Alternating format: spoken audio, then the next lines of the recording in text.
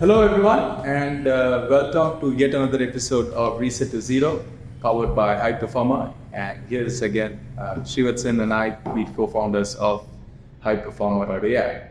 So what do we have, Sri? Morning, Ramesh. Good morning. Good to be back here after the weekend, right? So let's get started.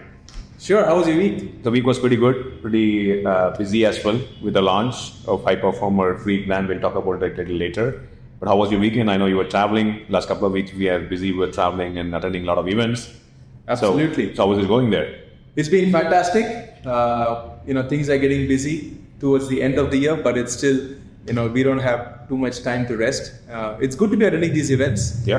And what was really starting is the kind of businesses who we interact with, right? It's the thought leadership out there. We are always as founders stuck in our own world of doing the product and getting the product market fit right, getting to know the features. But it's so cool that when you start going and speaking to such people outside. So last week we were at an event in Bangalore, and there was this nice little debate between a traditional business and a tech startup right now, right? Tech, and it's pretty fascinating, right? It is pretty fascinating.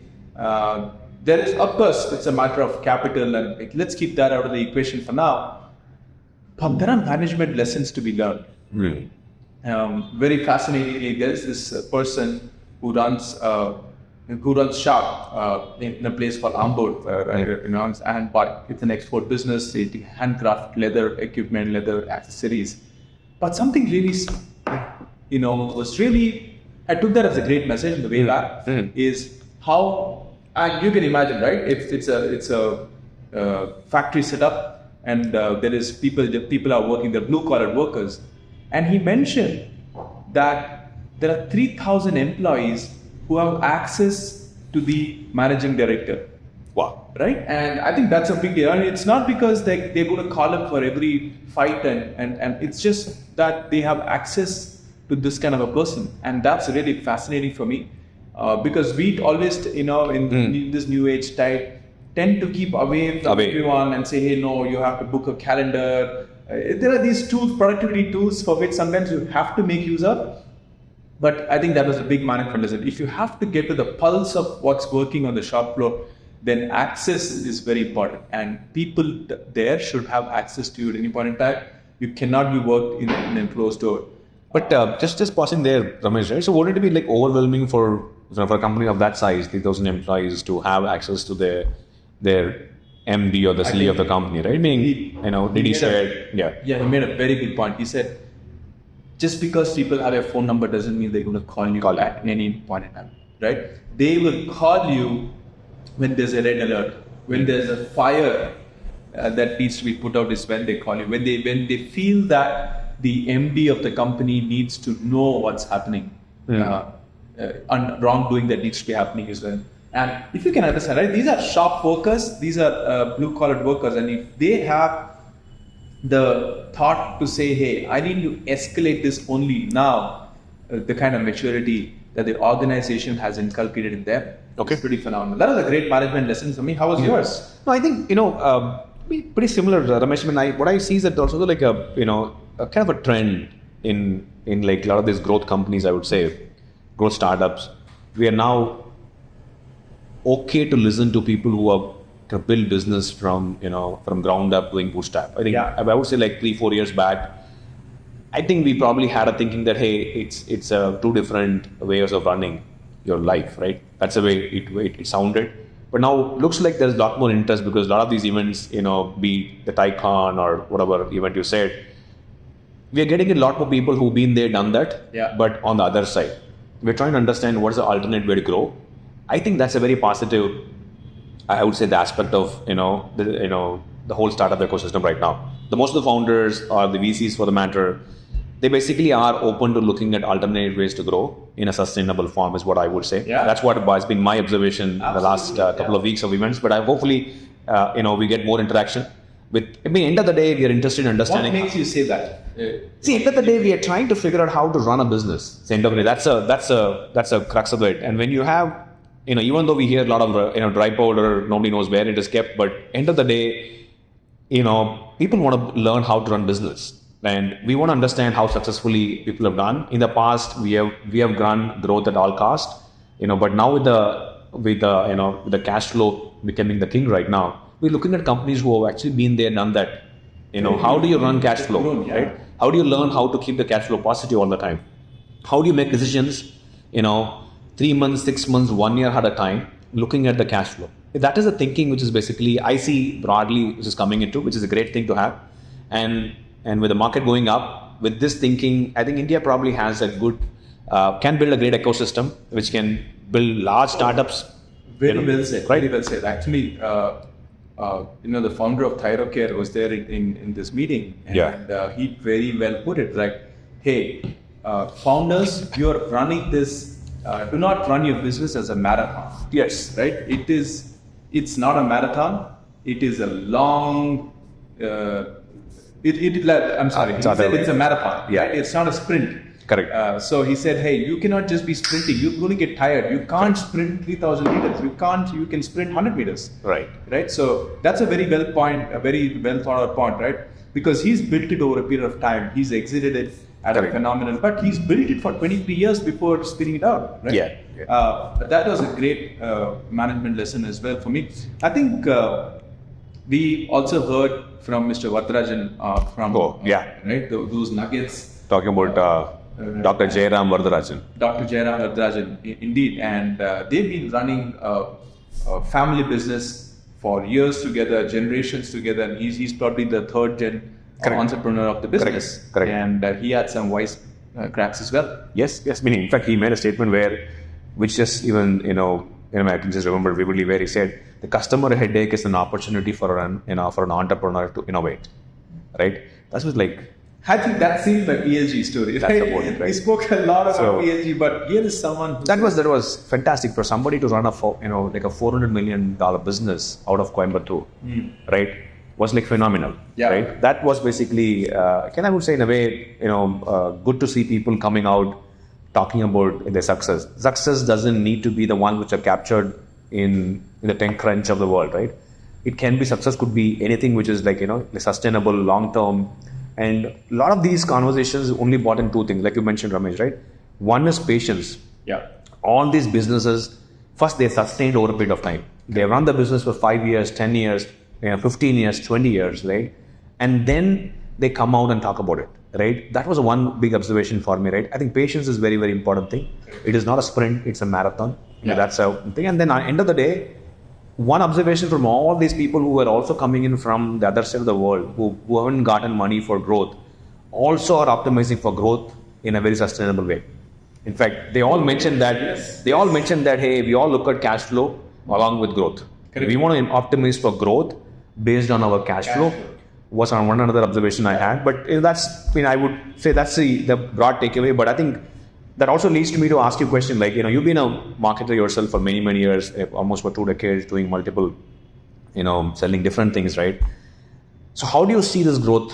And, off late, the growth marketing is becoming very, very popular, and more so important is the inbound marketing, right? I think let's double down on inbound marketing, Ramesh. I would want to pick your brain, understand, if you define inbound marketing for somebody new, right? Can you just help get a little bit more understanding? So, throw us a little bit light in terms of what you think is inbound marketing. So that's a great point. And because when we do speak to a lot of founders, marketers, right, they want to jump into this whole bandwagon of inbound, and they, correct, thank God I haven't had some experience in inbound, not as much as outbound. But a lot of founders do reach out and say, hey, I want to start inbound. How do I get started? Yeah, I'm sure that's you might probably get at least a couple of pings in your LinkedIn and Twitter. Absolutely. Asking people, reaching out to you saying that, hey, I know you've been part of Freshworks journey, you've been part of Google in the past.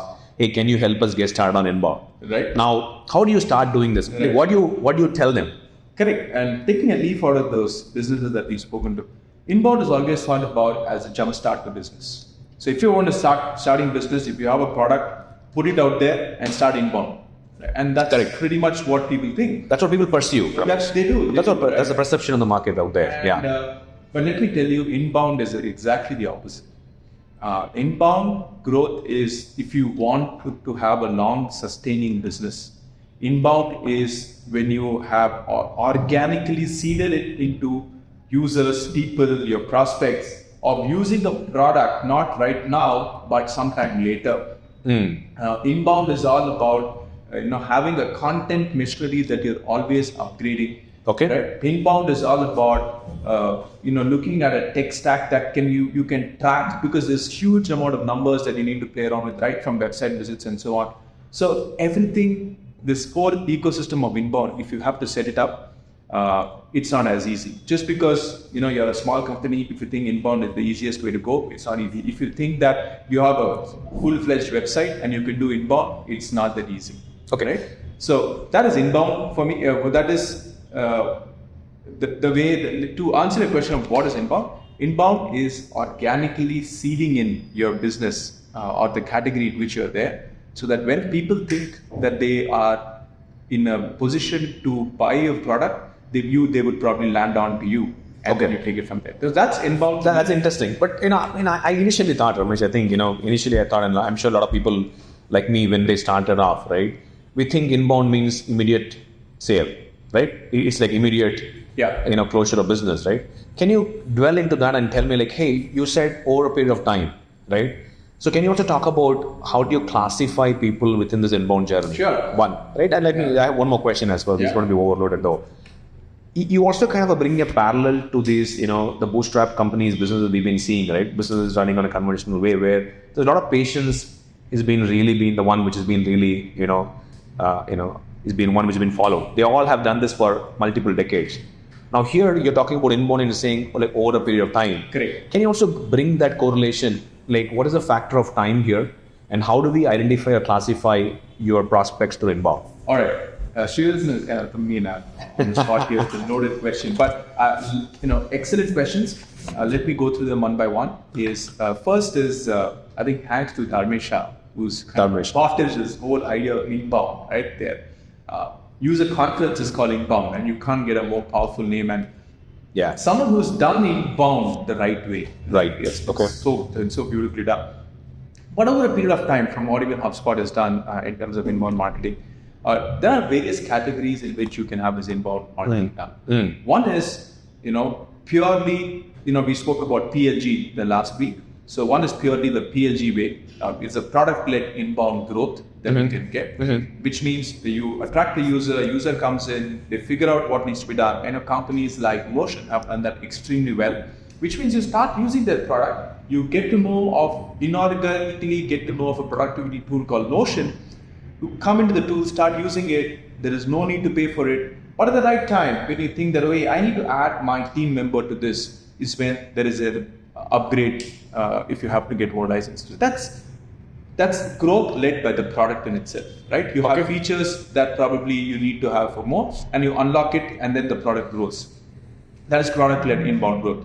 And the other way to do it is, sales-led inbound growth, where you do seed in the thought of organically kind of seed in the thought of saying, hey, there is this company, I'm looking for a help desk system. And a great example over here is Freshworks, where I come from.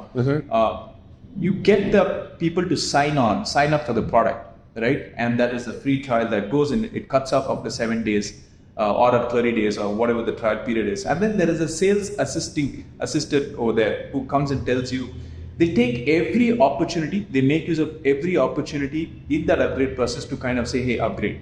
It could be based on contact sizes, it could be based on ticket sizes, it could be based on a feature size.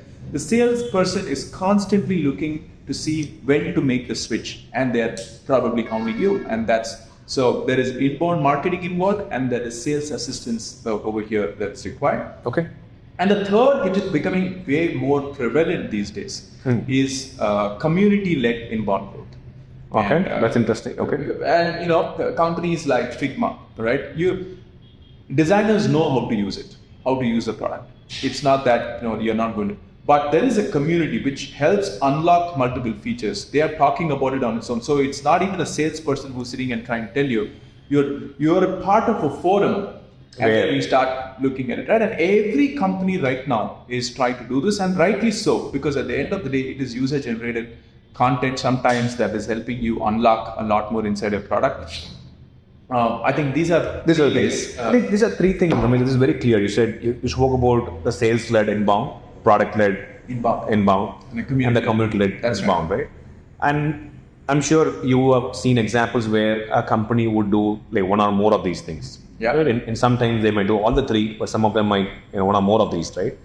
Now, for a company starting up, right? How do I decide which one is good for me, or should we just experiment? I just want to get your thoughts on like how you are approaching it, even for Highperformr. Like what's your thoughts? How do you get started? Great question. As cliched as the answer would be, it depends. It depends, right? It depends on a lot of factors. It depends on the product you're selling. It depends on what kind of interaction does a customer and the person on the product side need. So if you're selling shipping software, let's say for exporters, and you are a SaaS company, it's impossible because the pain point is not, it cannot be product led to. Okay. Right? Because the industry has always been there, they've been using legacy tools, it's working. Now you're introducing the new probably analytics as part of it. And I don't think a product-led growth can even cut it out there. Okay. Plus, there is an expense to it. If my ACV, which is annual contract value, if a company is going to be shedding out, let's say $15,000 or $20,000 in a year for a software, they're not going to swipe their credit card. Okay. Right? I think there is a field person who needs to be there, talk about the product, explain the use cases. There is an onboarding required. Right, there is a data migration required. There is a lot of things that need to come together for the SaaS product to work for the. In which case, you probably are not going to look at a pure product-led growth or inbound completely. Inbound can be yet another way to explore what the product is, but they're not going to swipe their credit card. And that's clearly called out on who might not be a great fit for inbound. But within these three categories, sales-led inbound, product-led inbound, and community-led inbound. Yeah. So let's say, when you start up launching, right? Do you have any guidelines or a framework on where somebody to start and explore? For example, end of the day, they never know, only when they try, they will know which one is a great fit for them. But do you have a framework in mind? Like where do you want to start? For example, if there is a company, let's take an example of a product, which is basically, about building a productivity tool. Yeah. Right? Now, how do they experiment in these things, or where do they start? Do you have a litmus test for these things to figure out? I mean, I wish I had a beautiful model to kind of present to you, but generally, when the cost of acquisition for a customer, right, the CAC is generally a good segue into this. It's a good, balancing metric to say, what's your CAC going to be? If your CAC is going to be massive, it's going to be huge, north of $5,000, $6,000, $7,000, which means you're going to be paying quite a lot. I don't think inbound will necessarily work out there. Right? Because the only reason is you're going to spend heavily on marketing. You're going to be putting a salesperson out there, hound the prospect, which means your CAC, your cost of acquisition of customer is going to be high. And I would stay away from inbound makes sense. Marketing out there. A better way to do it is have an event, collect leads, because the sales cycle is longer. Go work with them, sit with them, onboard them, and you're going to get a customer probably at a much lesser cost. Inbound marketing works beautifully when your product cost is also much lesser. Productivity tools are a fantastic example of it. Take any productivity tool or a workflow system that is available now. Product-led growth and an inbound is a great combination out there. And that's where I think we are looking from a Highperformr perspective as well. The CAC should be much lesser in inbound, ideally. And also, you just bring us one subtle point that definitely the product-led growth, like how it's pursued is not cheap and free. Right? You need to have the runway to run few thousand customers because you're optimizing for adoption of as many customers as possible, which means that your investment on the product side, on the scale, is going to happen much earlier. That's from what I've seen. If you're doing a product-led growth, you better be willing to put the money on the table, wait for 12, 18 months before you translate that adoption to business. Absolutely. And the larger, I would say, misunderstanding, the perception is that inbound is cost effective is not really true. It is not inbound can be cost effective over a period of time, and the period of time could be anywhere between 2 to 5 years. Right? Absolutely. Only then you need to, I think, be able to figure it out. So that's the whole connect there. That's a very good point, Right. Sri, that you're bringing, right? Inbound is not cost effective. Inbound It's not is cheap. not. Maybe it's not. It's not cheap. It's not cheap. It's not just because you think, okay, let me have put on a website, I will get content, and getting content is the key there, right? Getting content is right. And then we can say that your leads will start pouring in. No, it does That's not not happen that way, right? There is a lot that goes in. SEO and PPC advertising is just one piece of it, right? Yeah. SEO in itself is massive, right? You need to have infrastructure set up for email. Like if someone just comes and signs up, what is the email that you need to send them, right? It talks about PR. How often do you need to do PR? And PR is not is cheap as well. It talks about having thought leadership content. HubSpot does a fantastic job of thought leadership content, but someone's got to be writing them. Who's going to be doing that? You talk about influencer outreach for people, others to keep talking. It could either be user generated, but your own customers could be influencers, or you have influencers outside. Then there is social media, right? There's social media proof points that about talking. Everything actually, nothing can be automated out here. Everything needs you need to have a person behind it to kind of ship all of this out regularly and in intervals. Very true. So which means that the good point is, if you're consistently doing this for the next 18 months, you have a chance to, get your inbound CAC much lesser. True. And it is there to stay, which means the lead time is 18 months. Whereas in an outbound kind of scenario, it can be jumpstart.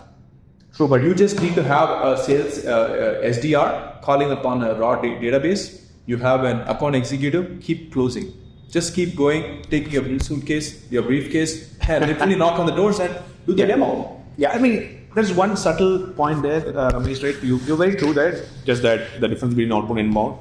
But inbound, you can probably start early because the product need not be 100% ready. Yeah. Right. But for the outbound, you need to be having the product market fit somewhere established. To some extent, because the cost of knocking a door is high, expensive as well. Yeah. Right? That's a balance you have to figure out. But like one more aspect, Ramesh, I think if you have to talk about a couple of things, right? Where how do you reduce or how do you make the inbound more effective, right? I think we've been talking about it quite extensively. I think one way is to get yourself be more present on the social, right? That's another aspect where I think a lot of companies are doing it right now, where including the Darnisha of the world, HubSpot, right? One of the reasons probably they have a very cost-effective inbound is because the social presence is I think significantly higher than all of the competitors, right? If you're looking at inbound, I think one suggestion we would make is to also look at social presence from day one, right? And that can complement your presence online, and that can translate into Very business, well said, right? And I think as we build Highperformr, we're also realizing that business is not different from the people, which means a lot of people, when they are trying to use the product, they're trying to reach out to a person. And when you are trying to reach out to a person, you need to be there, right? If someone has they're not able to log into a product, for example, for some bug, Correct. it's very difficult to reach a company handle and expect that someone would reply to them. Whereas the first thing that we do is, hey, who's the co-founder? Let me write. Yesterday was a great example. Yesterday, today we're going to be launching our free product, and our website was down. Webflow was down. I had to literally look up the CEO of Webflow and then put up a tweet on them. So it's the person, which means if the person is active on social media, you're approachable, right? It makes it much more easier. It's you have also a sense of feeling that I know this will get resolved because I've reached out to the founder, versus reaching out to a business. Which means the point that you're bringing is being socially active is equally important or even more important for a founder or the people than the business in itself. Yes.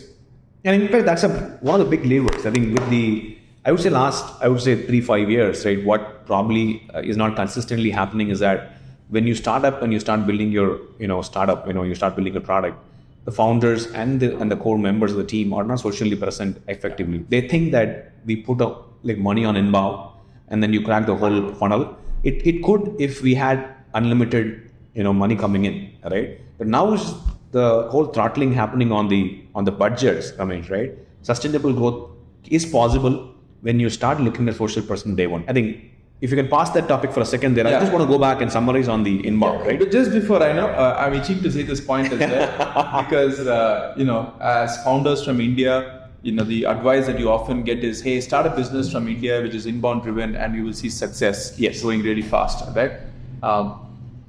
I would, true that to a little extent, but that factor has been reducing over a period of time because the level playing field is now almost the same for across. If you had started a business maybe 10 years back in India, a SaaS business, you had a bigger opportunity because you're competing with the sales guys, the marketing guys in the US. If you see, let me take Google for an example.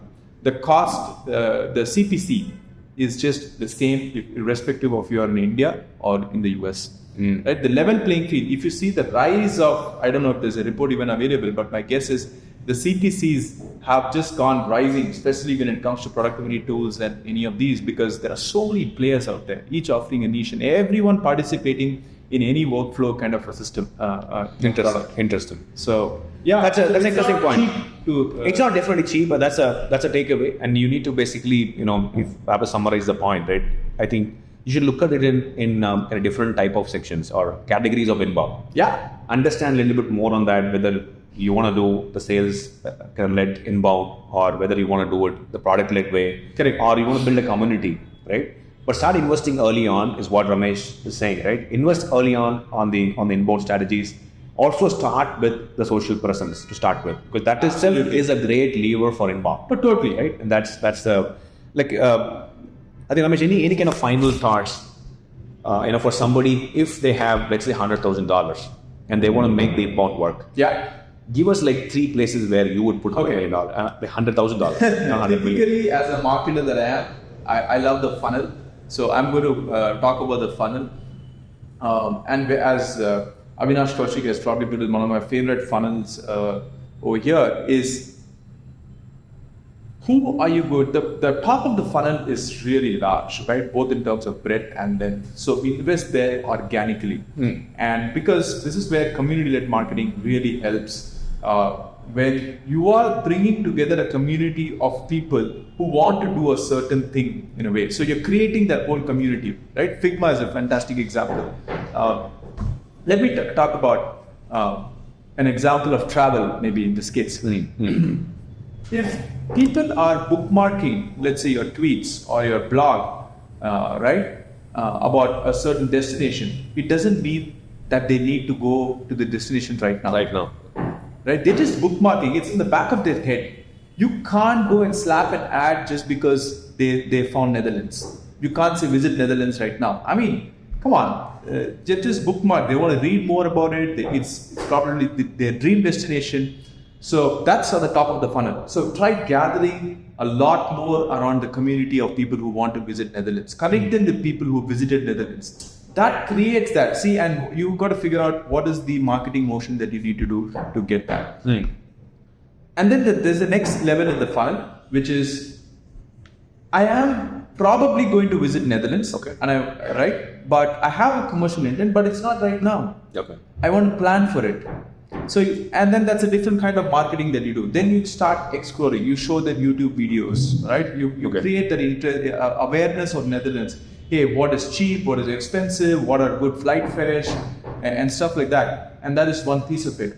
Travel companies do a phenomenal job at the bottom of the funnel, where there's a commercial intent to travel to Netherlands right now. And that's only about 5% of people. So, but a lot of companies, SaaS companies also, try and put their money at the bottom of the funnel, which is just 5%. They're wasting money. I don't want to travel right now. So which means that what you're saying is, just to take a step back. You're saying that, hey, the people who are looking to buy a product or service now is probably going to be less than 5%. That is empirical. Yes.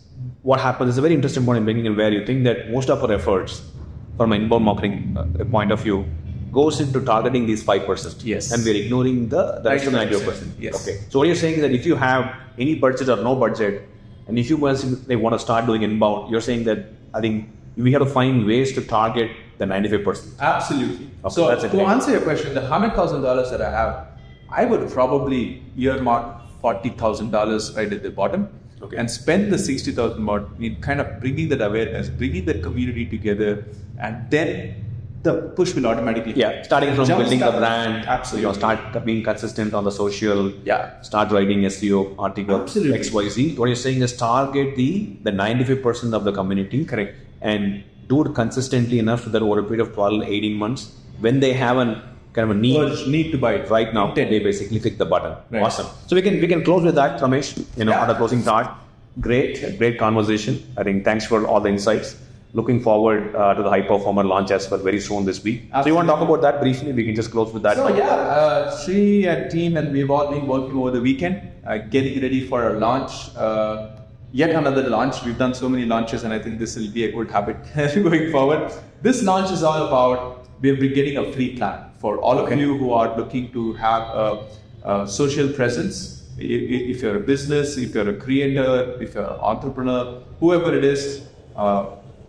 Come sign up for Highperformr because we are going to give you unlimited scheduling. We are going to, we are not going to have a cap on it.